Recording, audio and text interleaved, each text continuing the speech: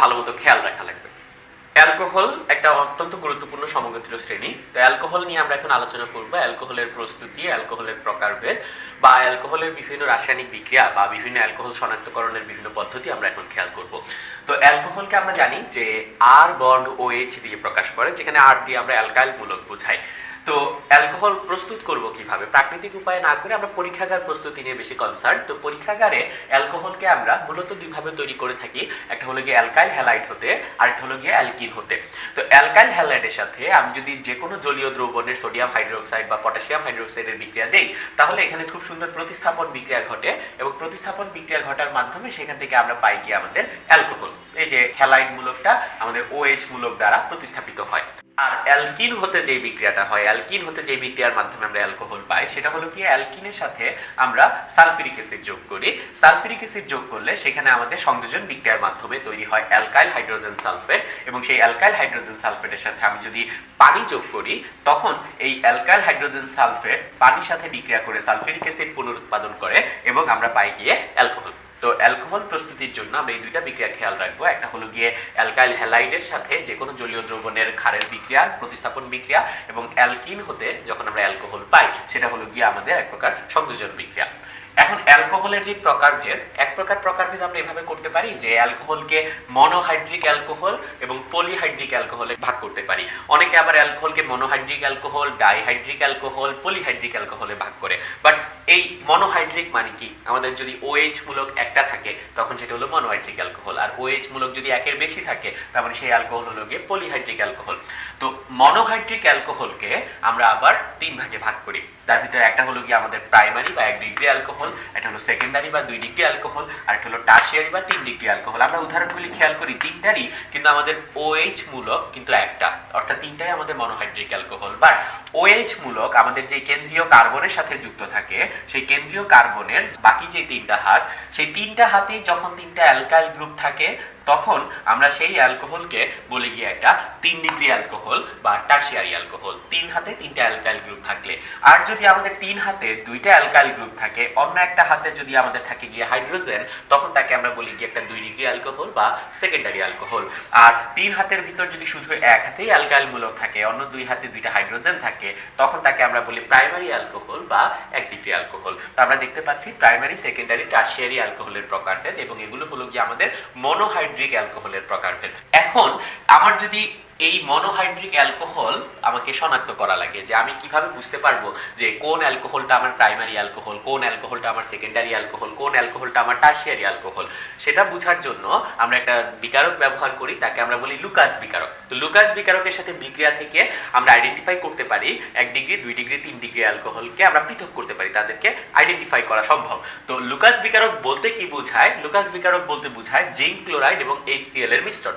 Zinc ক্লোরাইডটা এখানে একটা নিরোধক হিসেবে কাজ করে, এবং HCl আমার বিক্রিয়া ঘটায়।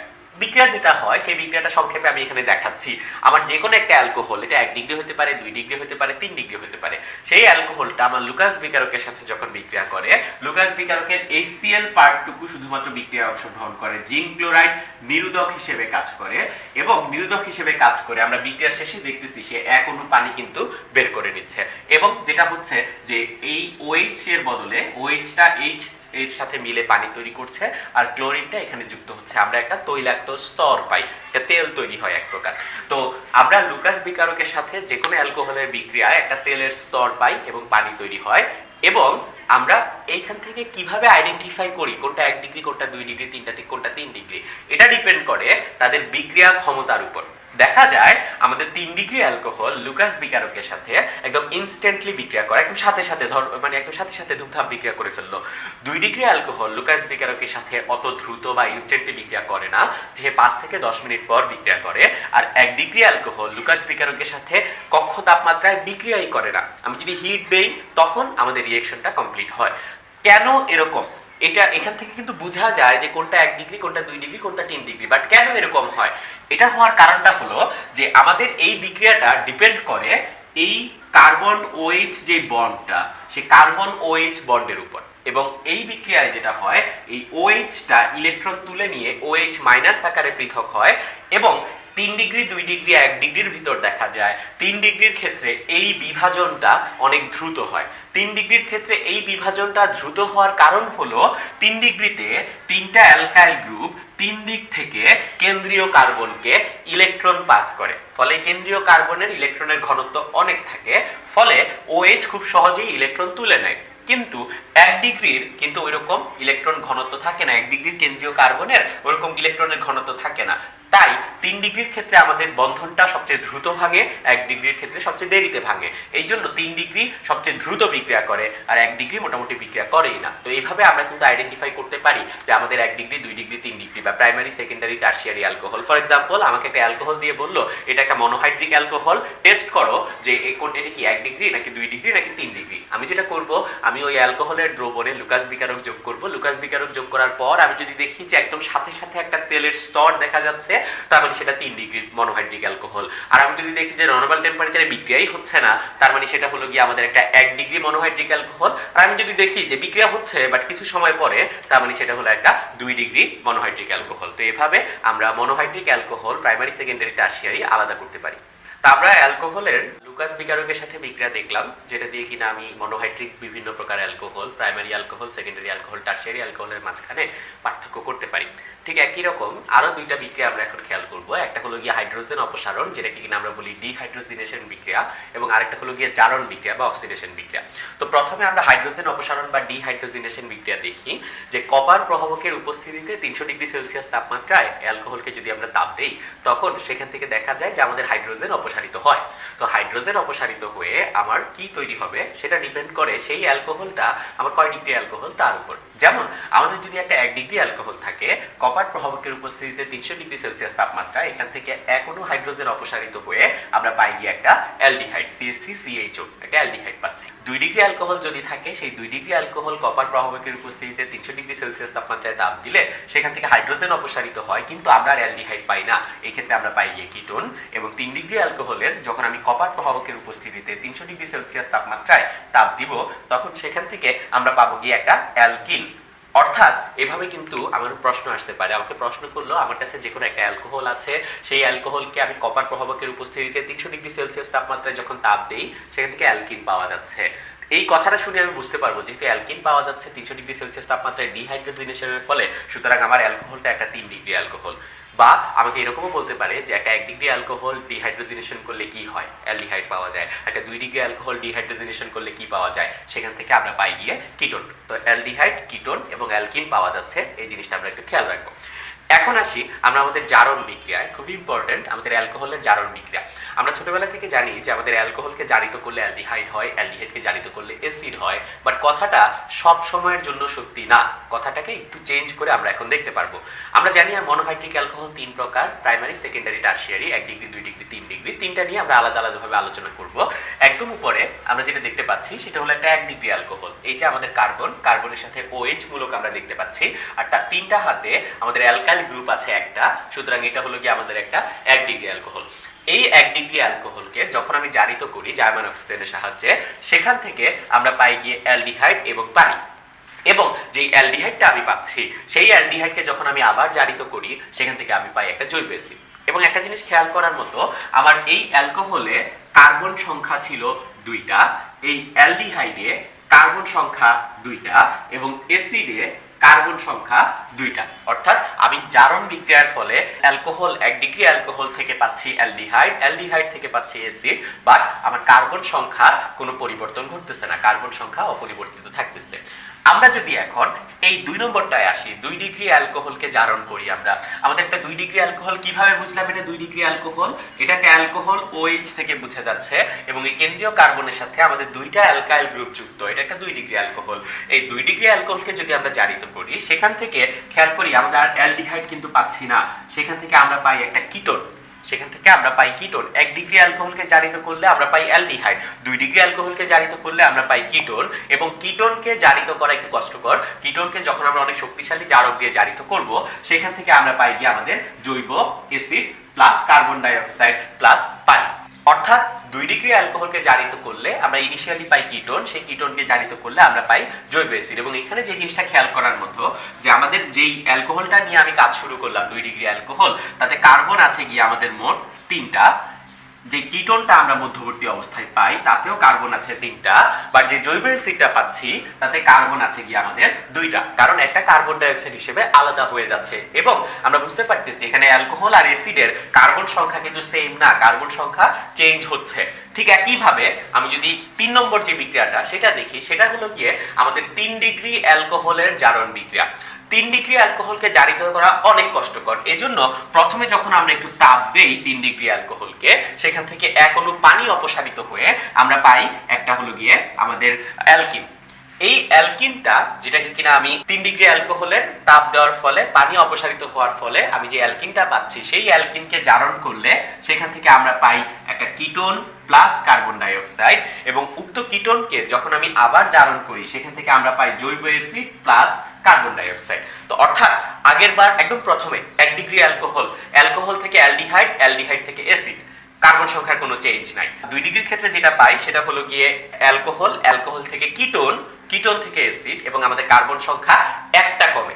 আর 3 ডিগ্রির ক্ষেত্রে আমরা অ্যালকোহল থেকে পাই অ্যালকিন, অ্যালকিনকে জারিত করলে সেখান থেকে আমরা পাই কিটোন, কিটোনকে জারিত করলে আমরা পাই অ্যাসিড। এবং খেয়াল করি আমরা যে অ্যালকোহলটা নিয়ে কাজ শুরু করলাম, সেই অ্যালকোহলে কার্বন আছে গিয়ে আমাদের 4টা, অ্যালকিনে কার্বন আছে গিয়ে আমাদের 4টা, কিটোনে কার্বন আছে আমাদের 3টা, এবং অ্যাসিডে কার্বন আছে কি আমাদের 2টা। অর্থাৎ যখন আমরা 3 ডিগ্রি অ্যালকোহলকে জারিত করি, অ্যালকোহল থেকে অ্যাসিড যখন হয় তখন আমাদের কার্বন সংখ্যা 2টা হ্রাস পায়। কেন? 2 অণু কার্বন ডাই অক্সাইড তৈরি হয়। তো আমার এখান থেকে কিন্তু অনেকভাবে প্রশ্ন আসতে পারে। ফর এক্সাম্পল আমাকে ডিরেক্টলি প্রশ্ন করলো যে 1 ডিগ্রি বা 2 ডিগ্রি বা 3 ডিগ্রি অ্যালকোহলের জারণের ফলে কি তৈরি হয়, বিক্রিয়া সহ লিখো। এটা যেরকম আসতে পারে ঠিক একইভাবে আমাকে বললো যে কোনো একটা অ্যালকোহল তাকে জারণের ফলে দেখা গেল তার কার্বন সংখ্যা 2 কমে যাচ্ছে।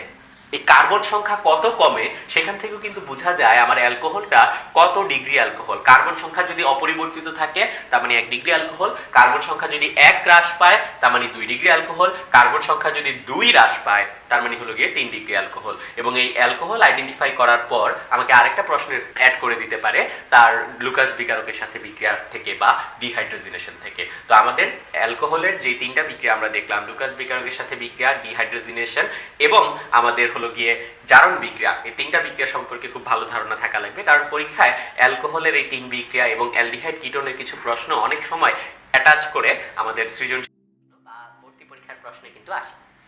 অ্যালকোহল নিয়ে আলোচনা করার পর আমরা এখন আলোচনা করব ইথার নিয়ে। ইথারকে আমরা এই যে আর বন্ড ও বন্ড আর দ্বারা প্রকাশ করি এবং ইথারের কার্যকরী মূলক হলো গিয়ে অক্সিজেন, যার দুই পাশে 2টা হাতে 2টা কার্বন যুক্ত থাকে। অর্থাৎ 2টা অ্যালকাইল গ্রুপের মাঝখানে যখন একটা অক্সিজেন পরমাণু থাকবে তখন আমরা দেখব সেখানে ইথার তৈরি হচ্ছে। এখন এই ইথারের প্রস্তুত প্রণালী কি? ইথারের প্রস্তুত প্রণালী আমরা 2টা পদ্ধতি দেখব। একটা পদ্ধতি হলো অ্যালকোহলের নিরোধন।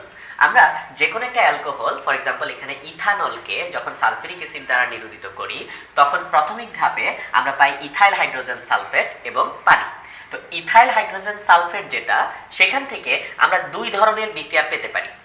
যদি আমার এই সালফিউরিক অ্যাসিড অধিক পরিমাণ থাকে তখন ethyl hydrogen sulphate 165 degree Celsius তাপমাত্রায় সেখান থেকে আমরা পাই ইথিন এবং পানি। অর্থাৎ এই অ্যালকোহলের নিরোধন যখন অতিরিক্ত অ্যাসিডের উপস্থিতিতে হয় সেখান থেকে আমরা পাই অ্যালকিন। কিন্তু অ্যালকোহলের নিরোধন যখন অতিরিক্ত অ্যালকোহলের উপস্থিতিতে হয় তখন ওই ইথাইল হাইড্রোজেন সালফেটের সাথে আমার অতিরিক্ত অ্যালকোহল বিক্রিয়া করে সেখান থেকে আমরা পাই আমাদের একটা ইথার। এখানে আমরা যেটা পাচ্ছি CH3CH2O CH2CH3 die ethyl ether বা ইথক্সি ইথেন পাচ্ছি আমরা। তো এটা হলো গিয়ে অ্যালকোহলের নিরোধন থেকে ইথার পাওয়ার বুদ্ধি। অর্থাৎ অ্যালকোহলের নিরোধন যদি অতিরিক্ত অ্যালকোহলের উপস্থিতিতে ঘটে তাহলে আমরা সেখান থেকে পাবো ইথার, বাট অ্যালকোহলের নিরোধন যদি অতিরিক্ত অ্যাসিডের উপস্থিতিতে ঘটে সেখান থেকে আমরা পাবো অ্যালকিন। এখন আরেকটা যেটা পদ্ধতি সেটা হলো গিয়ে উইলিয়ামসন ইথার সংশ্লেষণ পদ্ধতি বা উইলিয়ামসন পদ্ধতি। সেটা হলো গিয়ে অ্যালকক্সাইড এর সাথে অ্যালকাইল হ্যালাইডের বিক্রিয়ায় আমরা ইথার পাই। এবং অ্যালকক্সাইড আমরা কিভাবে বানাবো? আমাদের যে কোনো অ্যালকোহলের সাথে সোডিয়াম ধাতু যখন বিক্রিয়া করে সেখান থেকে হাইড্রোজেন অপসারিত হয় এবং আমরা পাই সোডিয়াম ইথক্সাইড বা সোডিয়াম অ্যালকক্সাইড। ওই সোডিয়াম অ্যালকোক্সাইডের সাথে আমি যদি যে কোনো একটা অ্যালকাইল হ্যালাইডের বিক্রিয়া দেই, সোডিয়াম অ্যালকোক্সাইডের সাথে অ্যালকাইল হ্যালাইডের বিক্রিয়ায় আমরা পাচ্ছি গিয়ে একটা ইথার এবং সোডিয়াম হ্যালাইড। তো এটা হলো গিয়ে আমাদের উইলিয়ামসন পদ্ধতি। উইলিয়ামসন পদ্ধতির মাধ্যমে আমরা মিশ্র ইথার সহ যে কোনো ধরনের ইথারই তৈরি করতে পারি। মিশ্র ইথার বলতে যেটা বোঝায় যে আমাদের এই যে ইথারের আর ও আর, এই যে দুইটা অ্যালকাইল মূলক যদি একই হয় তাহলে সেটা হলো সরল ইথার, আর দুইটা অ্যালকাইল মূলক যদি ভিন্ন হয় তখন তাদেরকে আমরা বলি গিয়ে মিশ্র ইথার। ইথারের রাসায়নিক বিক্রিয়া সম্পর্কে আমরা খুব বেশি আলোচনা করার দরকার নেই, কারণ ইথারের রাসায়নিক বিক্রিয়া খুবই কম, কারণ ইথার অনেক নিষ্ক্রিয় টাইপের, সক্রিয়তা অনেক কম ইথারের। কেন ইথারের সক্রিয়তা কম এটা বরঞ্চ আলোচনা করার বিষয়। আমি এখানে একটা ইথারের গঠন দেখতে পাচ্ছি আর ও আর, অ্যালকাইল মূলক ধনাত্মক আবেশধর্মী, অ্যালকাইল মূলক ইলেকট্রন অক্সিজেনের দিকে ঠেলে দেয়, ফলে যেটা হয় ইথারের গঠনে এই অক্সিজেন আর আর এর মাঝখানে যে বন্ধনটা হয় সেই বন্ধন অনেক বেশি শক্তিশালী হয়, সেই বন্ধন ভাঙা অনেক বেশি কষ্টকর। এজন্য ইথার অন্যান্য সমগোত্রীয় শ্রেণীর ভিতর সবচেয়ে বেশি নিষ্ক্রিয় প্রকৃতির হিসেবে আবির্ভূত হয়। আমরা এখন বেনজিন বলয়ের ইলেকট্রোফিলিক প্রতিস্থাপন বিক্রিয়া নিয়ে আলোচনা করব। অর্থাৎ একটা ইলেকট্রোফাইল মানে একটা বিকারক যে কিনা ইলেকট্রনকে পছন্দ করে, অর্থাৎ যে কোনো একটা পজিটিভ চার্জ, তো একটা ইলেকট্রোফাইল বেনজিন বলয়ের একটা হাইড্রোজেনকে প্রতিস্থাপন করে বেনজিন বলয়ে ঢুকবে। আমরা এখানে উদাহরণ দেখতে পাচ্ছি, ফর এক্সাম্পল এখানে টলুইন দেখতে পাচ্ছি, বেনজিনের সাথে CH3 যুক্ত টলুইন, এবং প্রতিটা বা প্রান্তে একটা করে হাইড্রোজেন আমরা দেখতে পাচ্ছি। তো এই টলুইনের সাথে যে কোনো একটা ইলেকট্রোফিলিক বিকারকের যখন বিক্রিয়া হয়, ইলেকট্রোফাইলটা বেনজিনের যে কোনো একটা হাইড্রোজেনকে প্রতিস্থাপন করে সেখানে বসে। এখন আমরা মূলত 3 রকম আউটপুট পেতে পারি। একরকম হলো গিয়ে যদি আমার এই ইলেকট্রোফাইলটা এই 1 নম্বর যদি আমি চিন্তা করি, এই 1 নম্বরের হাইড্রোজেনকে প্রতিস্থাপন করে, তখন আমি এখানে Z এইখানে পাবো এবং আমার 1 নম্বর যৌগটা তৈরি হবে। যদি আমি দেখি যে আমার Z ওই 1 নম্বরে না গিয়ে এইখানে গিয়ে যুক্ত হচ্ছে, তখন আমি এরকম একটা যৌগ পাবো। আর Z যদি আমার এই হাইড্রোজেনটাকে প্রতিস্থাপন করে, তখন আমি এই যৌগটা পাবো। অল্টারনেটলি ওইটাকে প্রতিস্থাপন করলে যা পাবো এটাকে প্রতিস্থাপন করলে একই জিনিস পাবো, এই মাঝখানেরটা এবং এই দুইটার জন্য একই রেজাল্ট পাবো। তো এখন আমাদের একটা জিনিস জানা দরকার যে বেনজিন বলয়ের যে পজিশনগুলো, কার্বনের পজিশনগুলো, সেগুলিকে আমরা অর্থ, প্যারা, মেটা দিয়ে কিন্তু নির্দেশিত করতে পারি। ফর এক্সাম্পল আমি যদি এই টলুইনটা দেখি, টলুইনের CH3 মূলকের কাছের যে দুইটা পজিশন, সবচেয়ে কাছের দুইটা পজিশনকে আমরা বলি গিয়ে অর্থ পজিশন। অর্থ পজিশনের পর যে দুইটা পজিশন আমরা দেখি তাদেরকে আমরা বলি মেটা পজিশন, আর সবচেয়ে দূরের CH3 মূলকের সবচেয়ে দূরের যে পজিশন সেটাকে আমরা বলি প্যারা পজিশন। অর্থাৎ আমাদের এই CH3 পার্সপেক্টিভে এইটা এবং এইটা, এই দুইটা হলো গিয়ে অর্থ পজিশন, সবচেয়ে দূরেরটা হলো গিয়ে আমাদের প্যারা পজিশন, আর মাঝের দুইটা হলো গিয়ে মেটা পজিশন। এখন আমাদের ইলেকট্রোফাইল Z+ সে কোন পজিশনে গিয়ে প্রতিস্থাপন করবে এটা ডিপেন্ড করে বেনজিন বলয়ে আগের থেকে যুক্ত প্রতিস্থাপকের উপর, বা বেনজিন বলয়ে আগের থেকে যুক্ত মূলকের উপর বা গ্রুপের উপর, যেটা কিনা CH3। এই মূলক বা প্রতিস্থাপক বা গ্রুপ তারা দুই প্রকার, একটা হলো গিয়ে অর্থপ্যারা নির্দেশক গ্রুপ আর একটা হলো মেটা নির্দেশক গ্রুপ। এখানে আমি কিছু উদাহরণ দিচ্ছি। অর্থপ্যারা নির্দেশক গ্রুপের উদাহরণ হলো CH3 মূলক, NH2 মূলক, OH মূলক। আর মেটা নির্দেশক গ্রুপের অনেক ধরনের উদাহরণ আছে, সায়ানাইড মূলক, CH3OH মূলক, C≡CH মূলক ইত্যাদি।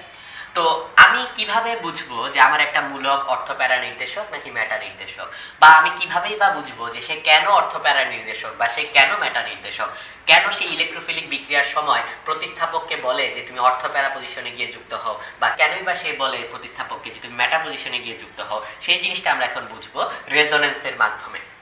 ফর এক্সাম্পল আমরা বুঝতে চাই অর্থপ্যারা নির্দেশক গ্রুপ কেন হয়। তো আমরা উদাহরণ থেকে বুঝতে পারতেছি CH3 মূলক এক প্রকার অর্থপ্যারা নির্দেশক মূলক, কেন সেটা আমরা দেখব। তো প্রথম যে ছবিটা আমি দেখতে পাচ্ছি এখানে, সেই ছবিটা একটা বেনজিন এবং সেই বেনজিনের সাথে একটা CH3 মূলক অ্যাড করা।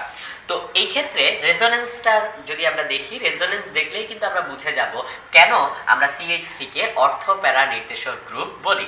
যেটা হয়, এই কার্বন হাইড্রোজেন যেই বন্ড, এই বন্ডের দুইটা ইলেকট্রন শিফট হয়ে এই কার্বন এবং কার্বনের মাঝখানে চলে আসে। এই বেনজিন বলয়ের কার্বন এবং ওই CH3 এর কার্বন, তাদের মাঝখানে ইলেকট্রন দুইটা শিফট হয়ে চলে আসে। তখন এই হাইড্রোজেনের কোনো ইলেকট্রন থাকে না, হাইড্রোজেন তখন হাইড্রোজেন প্লাস আকারে ঘুরতে থাকে, এবং এই দুইটা কার্বনের মাঝখানে যেখানে আগে ছিল একক বন্ধন, এখন সেখানে আমরা পাই দ্বিবন্ধন। এবং এখানে যদি দ্বিবন্ধন হয় এবং এই বন্ড যদি ডাবল বন্ডটা যদি থাকে তখন এই যে কেন্দ্রীয় বেঞ্জিনের যে কার্বন, সেই কার্বনের কিন্তু 5টা হাত হয়ে যায়। 5টা হাত থাকা অসম্ভব ব্যাপার, তাই বেঞ্জিনের এই বন্ধনের যে ইলেকট্রনগুলো, সেই ইলেকট্রনগুলো শিফট হয়ে এই কর্নার কার্বনে চলে আসে। ফলে আমরা যেটা পাই, এই কর্নার কার্বনে আমরা নেগেটিভ চার্জ দেখতে পাই। কেন? কারণ এখানে 2টা ইলেকট্রন ছিল, 2টা ইলেকট্রনের একটা ইলেকট্রন এই কার্বনের, আরেকটা ইলেকট্রন কিন্তু ওই উপরের কার্বনের এক্সট্রা ইলেকট্রনটা এখন এখানে। তার মানে এই পজিশনটাকে আমরা বলতে পারি অর্থ পজিশনে আমরা নেগেটিভ চার্জ দেখতে পাচ্ছি। পরবর্তীতে যেটা হয়, আমাদের এই নেগেটিভ চার্জটা এখানে এসে এই দুইটার মাঝখানে এই কার্বন এবং এই কার্বন, এই দুই কার্বনের মাঝখানে বন্ধন তৈরি করে এবং তখন আমাদের এই যে কর্নার কার্বনটা এখানে, এই কর্নার কার্বনের সমস্যা হয়। কর্নার কার্বনের তখন 5টা হাত হয়ে যায়। দ্যাটস ওয়াই এই কার্বন থেকে এই যে বন্ড, এই বন্ডের ইলেকট্রনগুলো আবার এই নিচের কার্বনের কাছে চলে আসে। ফলে আমরা এই নিচের কার্বনে পাই এখন নেগেটিভ চার্জ এবং আমাদের এই বন্ধনটা কিন্তু আর থাকে না। এর পরের ধাপে কি হয় খেয়াল করি, আমরা প্রথম থেকে যে কাজটা করতেছি, এই বন্ধন ভেঙে ইলেকট্রন হচ্ছে, ইলেকট্রন থেকে বন্ধন হচ্ছে, ইলেকট্রন থেকে বন্ধন হচ্ছে। এখন আমরা আবার দেখব যে ইলেকট্রনটা যখন এখানে যায়, সেখান থেকে আমরা বন্ধন পাবো, এইখানে একটা বন্ধন পাবো এবং এই বন্ধনটা কর্নার কার্বনে গিয়ে সেখানে আমি ইলেকট্রন পাচ্ছি।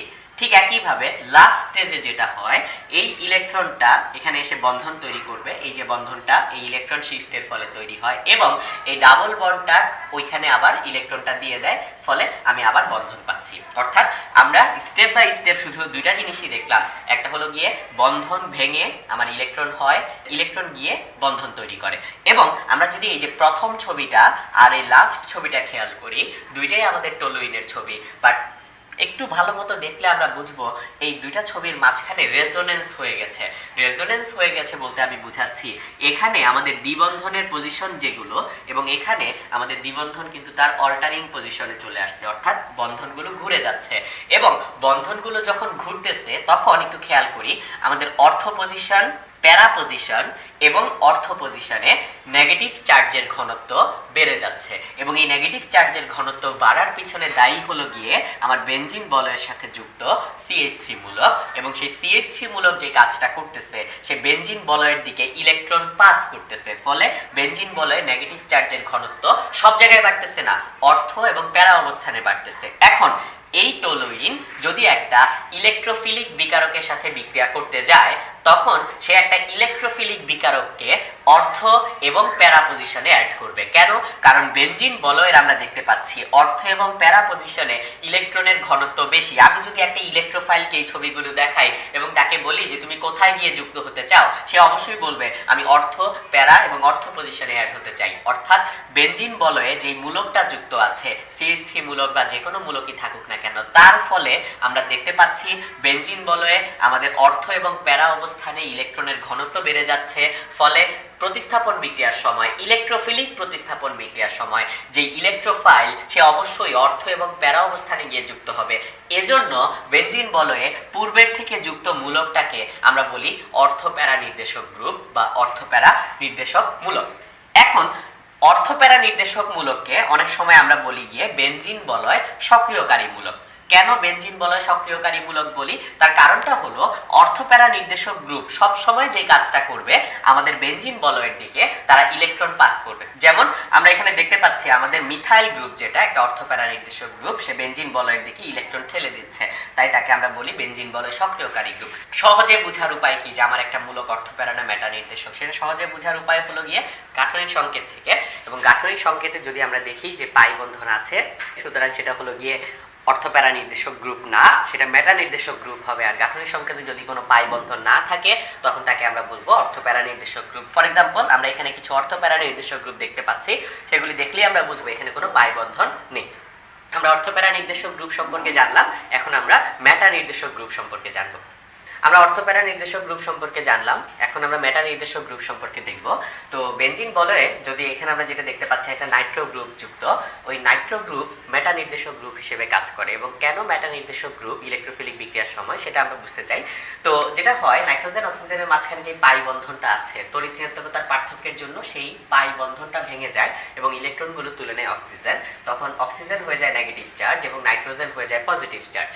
নাইট্রোজেনের এই পজিটিভ চার্জ দূর করার জন্য এই বন্ধন বেনজিন বলয়ের ভিতর থেকে দুইটা ইলেকট্রন শিফট হয়ে এই কার্বন আর নাইট্রোজেনের মাঝামাঝি জায়গায় চলে আসে। তখন নাইট্রোজেনের পজিটিভ চার্জ আর থাকে না এবং আগে কার্বন এবং নাইট্রোজেনের মাঝখানে যেখানে সিঙ্গেল বন্ড ছিল, এখন সেখানে চলে আসে ডাবল বন্ড এবং এই বন্ধনের কোনো অস্তিত্ব থাকে না। বন্ধনে দুইটা ইলেকট্রন ছিল, এই কার্বনের কিন্তু একটা ইলেকট্রন ছিল, ওই ইলেকট্রনটা এখন উপরে চলে গেছে, বেনজিন বলয়ের বাইরে চলে গেছে। দ্যাটস ওয়াই আমাদের এই অর্থ পজিশনের যে কার্বন, তার পজিটিভ চার্জ আমরা দেখতে পাই। এটা হলো আমাদের প্রথম অবস্থা। পরবর্তীতে যেটা হয়, এই অর্থ পজিশনের কার্বনের পজিটিভ চার্জ মিটমাট করার জন্য, নিউট্রাল করার জন্য আমাদের এই বন্ধনটা ভেঙে গিয়ে ইলেকট্রন শিফট হয়ে এইখানে নতুন বন্ধন তৈরি করে। তখন আমাদের অর্থ পজিশনের কার্বনের পজিটিভ চার্জ ঠিক হয়, পজিটিভ চার্জ নিউট্রাল হয় এবং আমরা এখানে একটা নতুন বন্ধন পাই। এই বন্ধনটা শিফট হয়ে এখানে চলে আসে, ফলে এখানে কোনো বন্ধন থাকে না এবং আমাদের এই প্যারা পজিশনের কার্বনের আবার পজিটিভ চার্জ দেখা দেয়। কেন? প্যারা পজিশনের কার্বনের ইলেকট্রনটা এখন এই দুইটা কার্বনের মাঝে শেয়ার হচ্ছে। এই পজিটিভ চার্জকে নিউট্রাল করার জন্য এই বন্ডটা শিফট হয়ে এখানে চলে আসে, তখন আমি এখানে বন্ড পাই, কিন্তু এই বন্ডটা কিন্তু গায়েব হয়ে যায়, ফলে আবার অর্থ পজিশনে আমরা পজিটিভ চার্জ দেখতে পাই। ওই অর্থ পজিশনের পজিটিভ চার্জ নিউট্রাল করার জন্য ডাবল বন্ড থেকে ইলেকট্রন সাপ্লাই হয়ে এখানে নতুন একটা বন্ধন তৈরি হয় এবং অক্সিজেন ইলেকট্রন নাইট্রোজেনকে দিয়ে তাদের মাঝখানে ডাবল বন্ড তৈরি করে। তো আমি যদি দেখি আমার এই 1 নম্বর এবং এই 5 নম্বর দুইটা ছবি, এই দুইটা ছবি যদি আমি খেয়াল করি, আমি দেখতে পাই দুইটাই নাইট্রোবেনজিন, কিন্তু পার্থক্যটা হলো তাদের রেজোনেন্স হয়ে গেছে। এখানে ডাবল বন্ডের পজিশন যেগুলো, এখানে ডাবল বন্ড ঠিক তার অল্টারিং পজিশনে আছে, জাস্ট বিপরীত অবস্থানগুলিতে অবস্থান করতেছে। এবং এই রেজোনেন্সের মাঝে এই 2, 3 এবং 4 এই তিনটা ছবি যদি ভালো মতো খেয়াল করা যায়, আমরা বুঝতে পারবো এই 2, 3 এবং 4 নম্বরে আমাদের অর্থ এবং প্যারা আবার অর্থ পজিশনে পজিটিভ চার্জের ঘনত্ব বেড়ে যাচ্ছে। পজিটিভ চার্জের ঘনত্ব অর্থ এবং প্যারা পজিশনে বেড়ে যাচ্ছে, অর্থাৎ যখন আমি ইলেকট্রোফিলিক প্রতিস্থাপন বিক্রিয়ায় যাব, একটা ইলেকট্রোফাইল যখন প্রতিস্থাপন করবে, সে স্বভাবতই আমার মেটা পজিশনে প্রতিস্থাপন করবে, কারণ ইলেকট্রোফাইল ইলেকট্রনকে পছন্দ করে। সে দেখলো অর্থ আর প্যারাতে পজিটিভ চার্জ আছে, সুতরাং তুলনামূলকভাবে মেটা পজিশনে আমাদের ইলেকট্রনের ঘনত্ব বেশি। তাই আমরা বলি নাইট্রোমূলক হলো গিয়ে আমাদের মেটা নির্দেশক মূলক, এবং নাইট্রোমূলক যেই কাজটা করে, বেনজিন বলয় থেকে ইলেকট্রন তুলে নেয়। মেটা নির্দেশক গ্রুপ সমূহ সাধারণত বেনজিন বলয় থেকে ইলেকট্রন এক্সট্রাকশন করে, তুলে নেয়, তাই তাদেরকে আমরা বলি বেনজিন বলয় নিষ্ক্রিয়কারী গ্রুপ। এবং কিভাবে আমি সহজে বুঝতে পারবো, যদি আমার গাঠনিক সংকেতে পাই বন্ধন থাকে, যেমন এই যে ভিনাইল গ্রুপ বা এসিটিলাইন গ্রুপ বা CH3COOH group, CHO group, cyanide group, এই প্রতিটাই হলো গিয়ে আমাদের মেটা নির্দেশক। তাদের গাঠনিক সংকেতে আমরা পাই বন্ধন দেখতে পাই, অর্থাৎ তারা হলো মেটা নির্দেশক। যদি পাই বন্ধন না থাকতো, তারা হতো গিয়ে আমাদের অর্থপ্যারা নির্দেশক। আমরা এখন কয়েকটা ইলেকট্রোফিলিক প্রতিস্থাপন বিক্রিয়া দেখব বেনজিন বলয়ের। ফর এক্সাম্পল, এখানে টলুইনের সাথে একটা ইলেকট্রোফাইলের বিক্রিয়া। তো আমরা জানি টলুইন হলো গিয়ে অর্থপ্যারা নির্দেশক, অর্থাৎ টলুইন আমাদের অর্থ পজিশনে এবং প্যারা পজিশনে এই এ কে যুক্ত করবে। অর্থাৎ আমি যখন বিক্রিয়া দিব টলুইনের সাথে এই ইলেকট্রোফিলিক বিকারকটার, তখন আমাদের আউটপুট হবে টলুইন যেটা আছে তার অর্থ পজিশনে এ যুক্ত হবে এবং টলুইন যেটা আছে তার প্যারা পজিশনে এ যুক্ত হবে। এই দুইটা হবে গিয়ে আমাদের উৎপাদ, টলুইনের সাথে এ এর বিক্রিয়া। আমরা যদি নিচের বিক্রিয়াটা খেয়াল করি, যেখানে আমাদের বেনজোইক অ্যাসিডের সাথে আরেকটা ইলেকট্রোফিলিক বিকারকের বিক্রিয়া হচ্ছে। বেনজোইক অ্যাসিড, এই COOH হলো গিয়ে আমাদের মেটা নির্দেশক গ্রুপ, এবং এই COOH মেটা নির্দেশক যেহেতু, তার মানে সে এই মেটা পজিশনে আমার এ কে যুক্ত করবে, প্রতিস্থাপনটা হবে মেটা পজিশনে। সুতরাং আমি পাবো যে COOH যুক্ত হলো তার যে কোনো একটা মেটা পজিশনে এ, অর্থাৎ আমরা পাবো মেটা এ বেনজোইক অ্যাসিড। কিন্তু সমস্যাটা হতে পারে যদি আমাদের একই বেনজিন বলয়ে বিভিন্ন ধরনের প্রতিস্থাপক থাকে, তখন আমরা চিন্তা করা লাগবে দুইটার ভিতর ডমিনেটিং কে। এবং আমরা জানি ওই কার্যকরী মূলকের অগ্রাধিকার ক্রম অনুযায়ী COOH এর প্রায়োরিটি কিন্তু অনেক বেশি, সক্রিয়তা সিরিজে সবার উপরে COOH। তো COOH এর পার্সপেক্টিভে আমাদের বিক্রিয়াটা হবে, COOH এর পার্সপেক্টিভে যদি বিক্রিয়াটা হয়, তাহলে আমাদের মেটা এ বেনজোইক অ্যাসিড আমরা পাবো, কিন্তু এর মেটা পজিশন কিন্তু দুইটা। এই দুইটা পজিশন আমাদের মেটা পজিশন। এই দুইটা পজিশনের ভিতর আমাদের এই পজিশনে কিন্তু এ বসবে না, কারণ এখানে একটা মিথাইল গ্রুপ আছে, তার স্টেরিক বাধার কারণে এটা আমার এই মেটা পজিশনে না বসে এইখানের মেটা পজিশনে বসবে। অর্থাৎ আমাদের উৎপাদ যেটা হবে সেটা হলো COOH হলো গিয়ে আমাদের নিষ্ক্রিয়কারী গ্রুপ CH3, এবং এটা হলো তার অর্থ পজিশন, এটা হলো মেটা পজিশন, এখানে এ বসবে।